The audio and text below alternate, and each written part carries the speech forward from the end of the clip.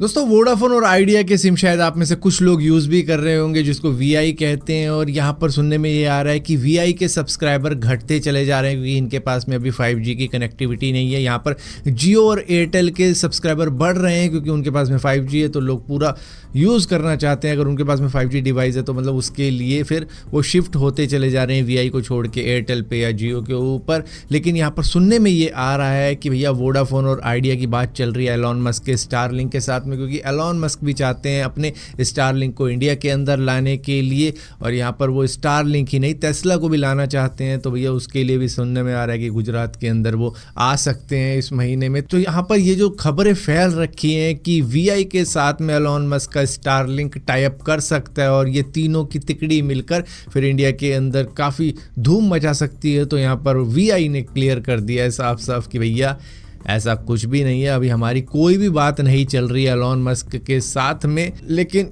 शायद अगर Elon Musk approach करेंगे इनको तो शायद बात बन जाए, क्योंकि देखो डील तो डील है, दोनों बिजनेस करना चाहते हैं क्योंकि उनको चाहिए अपनी डूबती नैया को पार लगाने वाला कोई खेवैया। तो यहाँ पर शायद एलॉन मस्क वो हो सकते हैं अगर बातचीत तीनों में हो जाती है एक साथ। दोस्तों आपको मालूम होगा कि कई सालों से ईडी की इन्वेस्टिगेशन चल रही है चाइनीज कंपनीज के ऊपर, जहां पर शाओमी, वीवो, ओप्पो मतलब कई सारी कंपनियां पकड़ी गई हैं जिन्होंने टैक्स नहीं चुकाया इंडिया के अंदर रहते हुए और किस तरीके से ये पैसा टपा दिया है चाइना की तरफ में। अब यहाँ पर जब वीवो की बारी आई दिल्ली हाई कोर्ट के अंदर, तो दिल्ली हाई कोर्ट ने साफ साफ कह दिया है वीवो के 3 एग्जीक्यूटिव्स को कि कोई भी देश छोड़ के नहीं जा सकता। हालांकि हम तुमको बेल तो जरूर दे रहे हैं, तुम इंडिया के अंदर जहां भी घूमना चाहो घूम सकते हो, लेकिन देश छोड़ के नहीं जा सकते हो, क्योंकि मनी लॉन्ड्रिंग के केस के अंदर उनको दोषी पाया गया है। क्योंकि देखो कंपनी तो मतलब करप्ट नहीं होती ना, कंपनी के अंदर काम करने वाले लोग अगर करप्ट हो जाएं तो दिक्कत होती है, चाहे कंपनी चाइना की हो, इंडिया की हो या किसी और देश की हो। अगर उसके अंदर काम करने वाले लोग करप्ट है तो कंपनी करप्ट है। सो बेसिकली यहाँ पर वीवो के 3 एग्जीक्यूटिव्स को बेल मिल गई है। साफ साफ कह दिया है कि ईडी को रिपोर्ट करते रहना होगा और देश छोड़ के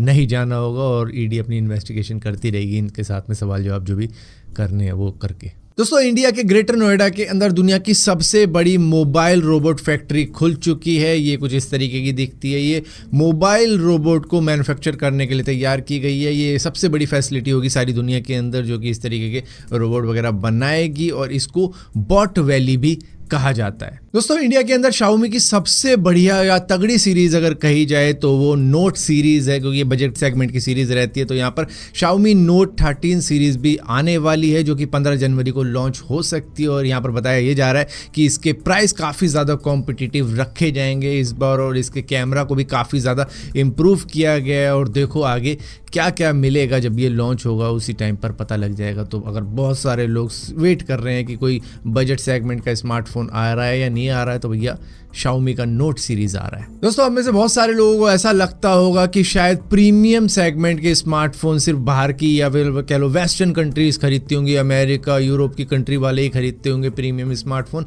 इंडिया वाले ज़्यादा नहीं खरीदते होंगे। लेकिन एक स्टडी के अंदर ये पाया गया है कि इंडियंस हैं जो सबसे ज़्यादा प्रीमियम स्मार्टफोन खरीदते हैं किसी भी कंट्री के मुकाबले। यहाँ पर चाइना, अमेरिका या फिर यूरोप की कोई कंट्री कोई भी आसपास नहीं टिकती है इंडिया के। मतलब इंडियंस बहुत ज़्यादा शौकीन है प्रीमियम स्मार्टफोन के। हाँ आप ये भी कह सकते हो कि भैया सबसे ज़्यादा पॉपुलेशन इंडिया की है, इस वजह से भी तो ये कैलकुलेशन हो सकती है कि भैया सबसे ज़्यादा हम ही खरीदते हैं। पॉपुलेशन का भी एक फैक्टर तो है ही।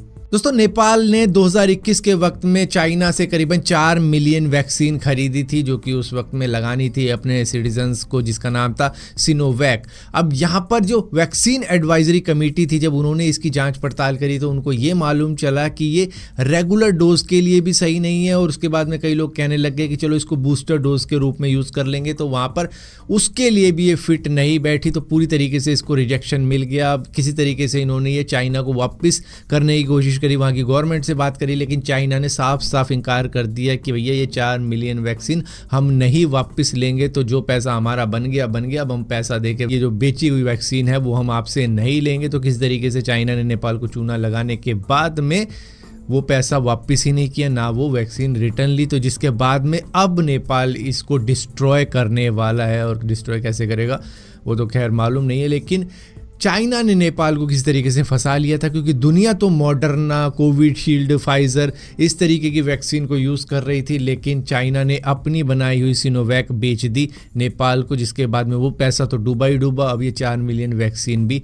डिस्ट्रॉय करनी पड़ रही है। दोस्तों, आप में से कई सारे लोगों ने कई तरीके के पिज़्ज़ा खाए होंगे, लेकिन इन लोगों ने 1001 टाइप का चीज़ मिलाकर इस तरीके का एक पिज़्ज़ा तैयार कर दिया, जो कि Guinness book of world record के अंदर अपना नाम दर्ज करवा चुका है। इसके अंदर 1001 टाइप के चीज़ हैं। अब आप कहोगे इतने टाइप के भी चीज़ होते हैं, हमें तो लगता था 2-3 टाइप के ही चीज़ होते होंगे, लेकिन 940 टाइप के फ्रेंच चीज़ इन्होंने यूज़ किए और 61 टाइप के इंटरनेशनल चीज़ इन्होंने यूज़ करके करीबन पूरे 1001 चीज़ का मिला मिलू के ये पिज़्ज़ा तैयार कर दिया, सिर्फ अपने नाम दर्ज करवाने के लिए Guinness book of world record के अंदर। दोस्तों, ये जो मिक्सिंग स्किल आप देख रहे हैं, ये किसी न्यूयॉर्क के बारटेंडर का हाल नहीं है, दरअसल ये इंडिया की स्ट्रीट फूड का हाल है। मतलब वहाँ पर अब इस तरीके के टैलेंटेड लोग भी मौजूद हैं कि भैया वो आपको जूस भी कुछ इस तरीके से मिक्स करके देंगे, जैसे कि आप किसी बार के अंदर देखते होंगे। मतलब कई सारे बारों के अंदर तो नहीं है अभी भी, लेकिन हाँ, बाहर देश के अंदर मौजूद है। कुछ एक आध बार के अंदर जो कि इंडिया के अंदर मौजूद है, वहाँ पे शायद इस तरीके की मिक्सिंग हो जाती हो, लेकिन ये मिक्सिंग स्किल आपको इंडियन स्ट्रीट के ऊपर भी देखने को मिल सकता है, वो भी सिर्फ